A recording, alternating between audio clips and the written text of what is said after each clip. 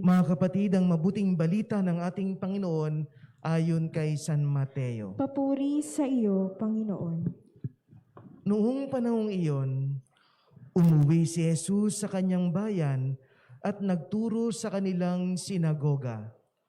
Nagtaka ang mga nakarinig sa kanya. Sabi nila, "Saan kumukuha ng karunungan ang taong ito? Paano siya nakagagawa ng kababalaghan? Hindi ba't ito ang anak ng karpintero?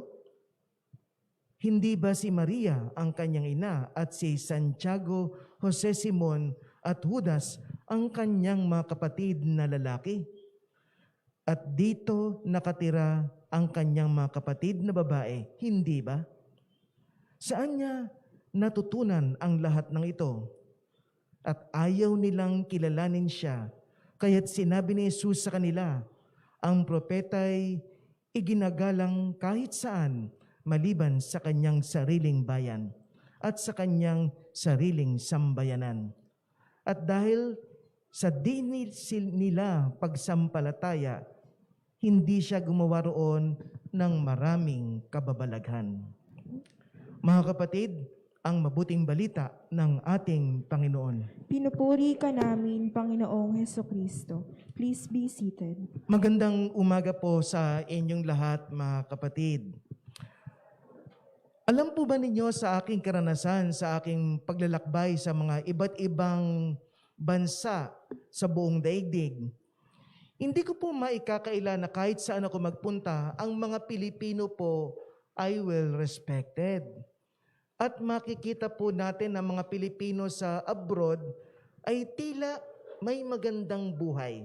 Sila po ay umuunlad kapag sila ay pumupunta ng Amerika o ng Europe o sa ibang bansa, makikita mo ang kanilang paglago. Lalong-lalo na kung sila'y nasa malayong lugar.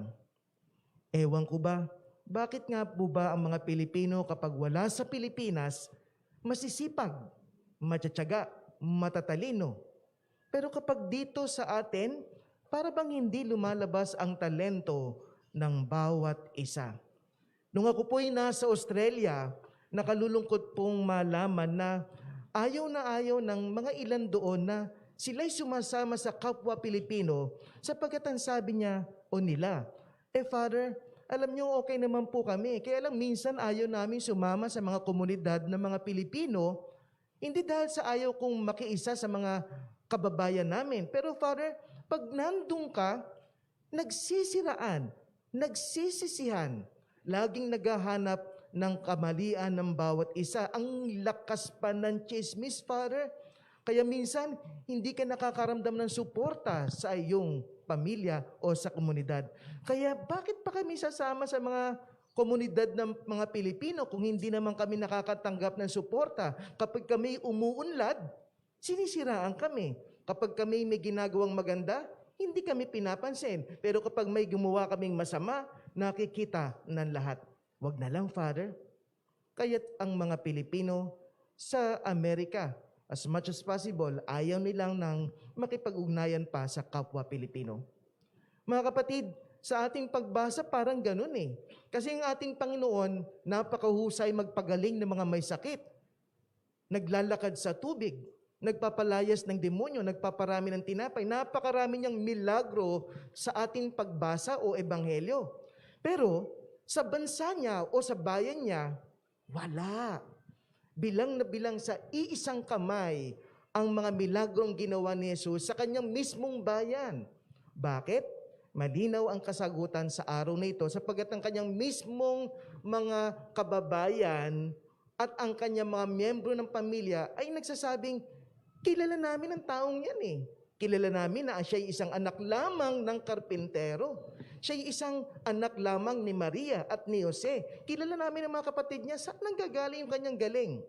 Kung titignan mo mga kapatid, malakas na kadalasan, ang pinanggagalingan natin ng mga negative criticism sa bawat isa ay ang salitang inggit. Inggit naman talaga eh. Kaya mga kapatid, kapag may naiinggit sa inyo, huwag mong pansinin. Kapag may naiinggit sa iyo at naninira sa iyo, huwag mong papatulan. huwag kang mawawalan ng energy. Huwag kang mawawalan ng creativity. Ganyan po ata talaga sa ating mga Pilipino. Madalas po sa atin ang siraan. Kaya sa ating pagbasa, ganun din eh.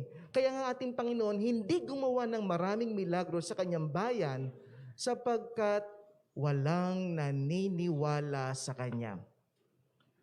Mga kapatid, kung gusto po nating magkaroon ng magandang buhay sa ating pamilya, bibigyan ko po kayo ng 5 dapat tandaan upang yumabong at magkaroon ng milagro sa inyong pamilya. Hindi po ako naniniwala ng ating mga anak, kahit na tayo ay may hirap, ay walang potensyal na magkaroon ng magandang buhay. Kaya lang, hindi po kasi natin sinusuportahan ang ating mga anak. Hindi natin sinusuportahan ang ating mga kamag-anak. Kapag may pag-unlad na nagaganap, walang suporta. Walang pagsasabi na, tuloy mo, maganda yan. Pero pag may ginawang mali, ayun, ang bibilis ng bibig upang manita at magsabi ng di magagandang bagay. Mga kapatid, paano ba gumawa ng milagro? Paano ba magkaroon ng magandang buhay? Paano ba natin makikita ng ating mga anak ay magkakaroon ng magandang buhay? Tatandaan po natin tayo po, hindi lamang po ang desisyon ng ating anak ang nagpapaganda ng buhay. Ang ating mismong pagtulong sa kanila na tapikin upang lumipad, upang magkaroon ng buhay ay napakahalaga. Kaya nga, 5 dapat tatandaan para magkaroon ng magandang buhay at milagro sa pamilya, lalong-lalo na ang pagkakaroon ng magandang buhay, lalong-lalo na sa ating mga anak. Una, 5 po ito Una, kultura ng pagkakaroon ng magandang conversation o pag-uusap. Balikan nyo nga yung araw-araw ninyong sa bahay. Pag kumakain kayo na sabay-sabay, anong kadalasan ang pinag-uusapan ninyo? Doon mo malalaman kung anong itinatanim natin sa ating bahay. Di ba? Minsan mga kapatid, kung pabalikan po natin mga pinag-uusapan, puro chismis. Pag kumakain tayo, puro chismis, puro mga bagay na hindi mahalaga.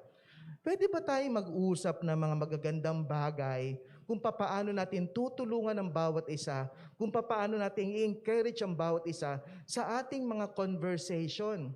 Kaya ako nagugulat, mga kapatid, bakit dito sa ating area, ang ating mga kabataan, ang lulutong magmura. Ang liliit niyan pero ang lulutong magmura. Pag tinanong mo, sino nagmura? Hindi po ako, pero narinig ko naman. Di ba? Pero saan? Bakit natutong magmura ang mga bata? Ito ba'y likas sa kanila? Hindi. Narinig yan Narinig sa conversation ng mga nanay. Tatandaan po natin, ang anumang naririnig ng bata at nakikita ng bata na ginagawa ng nanay at tatay niya, ito ay tama. Kaya't hindi niya nakikita na mali sapagkat ginagawa ng matatanda. Kaya bantay, huwag po tayong magmumura. Kung nagmumura ang mga anak mo, tignan mo, kung hindi man sa inyo, malamang nakukuha sa mga kapitbahay at kakilala. Good conversation, napakahalaga. Ikalawa, napakahalaga po yung tinatawag nating kultura ng appreciation. Yung pag may ginawa, pansinin nyo naman, anak, ang ganda ng ginawa mo. Anak, ang ganda ng boses mo.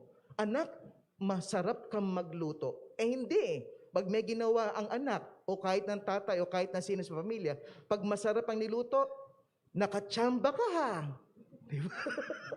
Ang sarap ng lito. Ang sarap, ang ganda ng kanta mo Iba na talaga pag bilog ang buwan.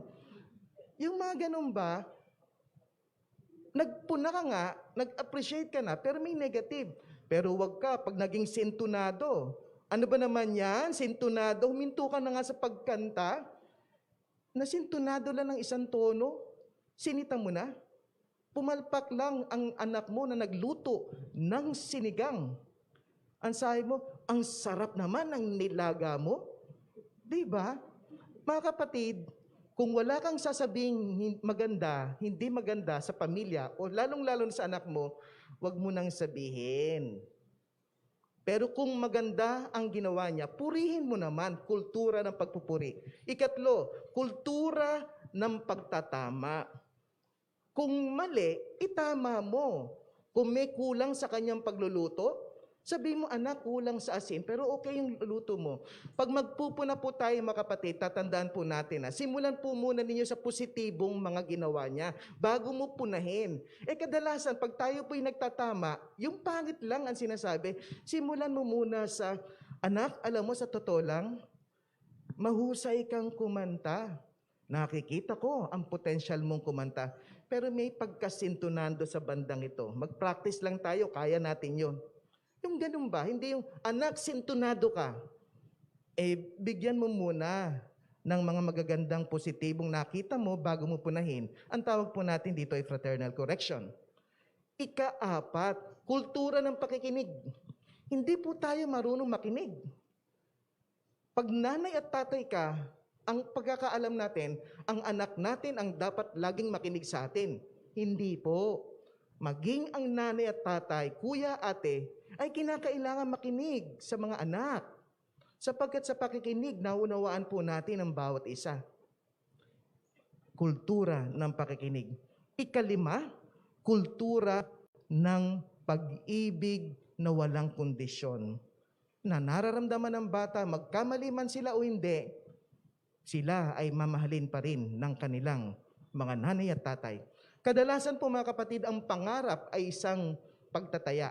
Subalit kapag ang bata na gustong mangarap, subalit natatakot na magkamali, kapag naramdaman nila sa kanilang nanay at tatay na magkamali man sila o hindi, susuportahan sila ng kanilang mga magulang, dito po lumalabas ang tapang ng mga anak.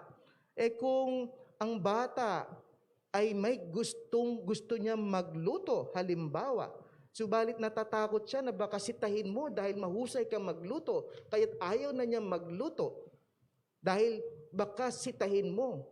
Pero pag alam niya na kapag nagluto ka, tuturuan mo siya at itatama, subalit hindi mo husgahan, ang anak mo ay magkakaroon ng tapang na magluto upang ilabas ang kanyang potensyal upang maging isang mabuting bata. Mga kapatid, marami po akong mga pinagdaanang hirap din sa mga kritisismo ng mga tao, lalong-lalo na sa aking mga kakilala at mga kapitbahay. Nang makita nila akong napakaliit at nalamay nila na, yan, maglalaro ng basketball? Hindi pwede. Pero nakapaglaro po ako ng basketball. Nilampasan ko po ang mga kritisismo. Yan, magiging civil engineer? Naging civil engineer po ako. Yan, magiging pare? Naging pare po ako. Sa huling pagtutuos, nasa kamay pa rin ng tao ang pagdadala ng kanyang buhay. Huwag po natin hayaan ang kritisismo ay maging dahilan upang hindi tayo gumawa ng milagro at upang hindi natin makita ang ating galing. Nandyan lang yan. Kung wala kang suporta sa mga magulang at nanay-tatay mo, maniwala ka sa sarili mo. Pero nanay at tatay, mahalaga na suportahan natin ang ating mga anak upang lumabas ang kanilang galing, upang makakita ka ng milagro, upang ang buhay nila ay maging isang milagro.